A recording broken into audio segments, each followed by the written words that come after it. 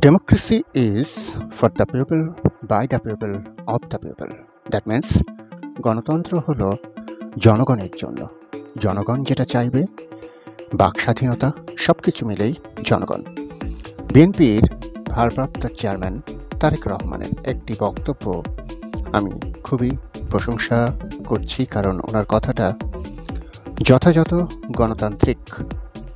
জনগণই ঠিক করবে আগামীতে কারা সরকার গঠন করবে, কথাটি বলেছেন বিএনপির ভারপ্রাপ্ত চেয়ারম্যান তারেক রহমান। আগামীতে কারা সরকার গঠন করবে বাংলাদেশের জনগণই তা ঠিক করবে বলে মন্তব্য করেছেন তিনি। ময়মনসিংহ ও সিলেট বিভাগের নেতাকর্মীদের সঙ্গে মতবিনিময় সভায় তিনি এই মন্তব্যটা করেন। নেতাকর্মীদের সতর্ক করে তিনি আরও বলেছেন, স্বৈরাচার পতন গণতন্ত্রকামী জনগণের দীর্ঘ আন্দোলনের বিজয়। নিকট অতীতে স্বৈরাচার ছিল দৃশ্যমান গণনিপীড়নকারী, আর এখন স্বৈরাচারের দোসররা অদৃশ্য শক্তিরূপে জনতার বিজয়কে প্রশ্নবিদ্ধ করার ষড়যন্ত্র চালিয়ে যাচ্ছে। তিনি বলেন, দৃশ্যমান প্রতিপক্ষের চাইতে অদৃশ্য শত্রুরা অনেক বেশি ভয়ঙ্কর। দৃশ্যমান প্রতিপক্ষকে আমরা চিনি, তাদের আক্রমণের ধরনও আমাদের পরিচিত, কিন্তু অদৃশ্য শত্রুরা অচেনা, আর সর্বত্র তাদের অবস্থান এবং তাদের কৌশলও চোরাগুপ্তা। এই ষড়যন্ত্র মোকাবেলায় তৃণমূল নেতাকর্মীদের সার্বক্ষণিক সতর্ক থাকতে হবে। রহমান আরও বলেন, তৃণমূল সতর্ক নজরদারি রাখলে কোনো ষড়যন্ত্রকারী দলের সুনাম ক্ষুণ্ণ করতে পারবে না ইনশাআল্লাহ। একই সঙ্গে দলের বিরুদ্ধে ষড়যন্ত্রকারী সকল অদৃশ্য ও দৃশ্যমান শক্তিকে প্রতিহত করতে তৃণমূলকে সজাগ, ঐক্যবদ্ধ এবং সর্বোচ্চ সতর্ক থাকার নির্দেশনাও দিয়েছেন মিস্টার রহমান।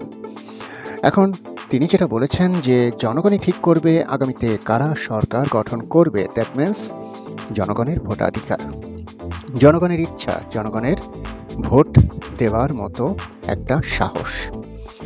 জনগণ ভোট দিবে, জনগণের পছন্দের দলকে, জনগণের পছন্দের দল সরকার গঠন করবে, এটাই নিয়ম, এটাই ডেমোক্রেসির মূল শর্ত। কিন্তু অন্যদিকে দেখা যাচ্ছে আওয়ামী লীগকে নিষিদ্ধ করার জন্য রিট করা হচ্ছে এবং আদালত ইতিমধ্যে সেই রিট খারিজ করে দিয়েছে। কারণ কি, বাংলাদেশের দুইটি বৃহত্তম দল কিছুদিন বিগত কয়েকটা নির্বাচনে দেখা গেছে বিএনপি নির্বাচনে অংশ নেয়নি।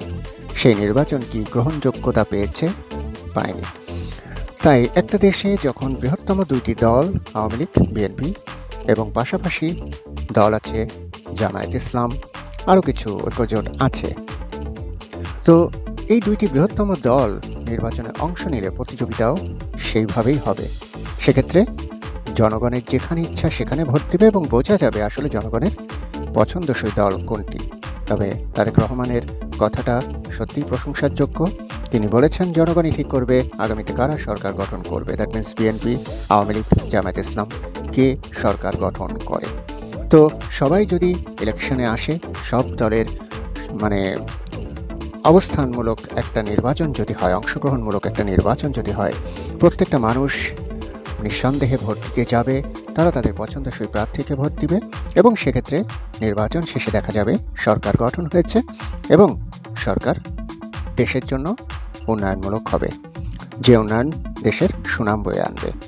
সেক্ষেত্রে দুইটি দলকেই নিরপেক্ষ নির্বাচনে অংশ গ্রহণ করার সদিচ্ছা থাকতে হবে, যেভাবে ডক্টর মোহাম্মদ ইউনূস স্যার সংস্কার করে চলেছেন এবং সংস্কার করেই নির্বাচন দেবেন বলে প্রতিশ্রুতি দিয়েছেন।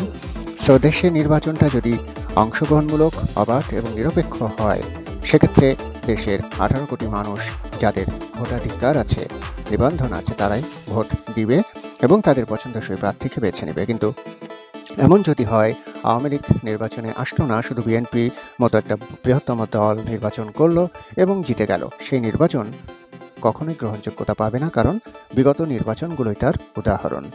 তাই সবাই আমরা অপেক্ষায় আছি দেখার যে নির্বাচন কেমন হয় এবং সেখানে ডেমোক্রেসি মূল্যায়ন পায় কিনা। তবে দুই দলকেই আগে নিজেদের দলকে সংস্কার করা প্রয়োজন। দলের মধ্যে যে দুর্নীতিবাজ বা যারা আছেন তাদেরকে আগাম বাদ দিতে হবে, দিয়ে সেইভাবে নির্বাচনে অংশ নিতে হবে, যাতে জনগণ বুঝতে পারে যে না, এরাও সুষ্ঠু নির্বাচন চায় এবং দেশের জন্য এরাই হবে perfect. Thank you very much.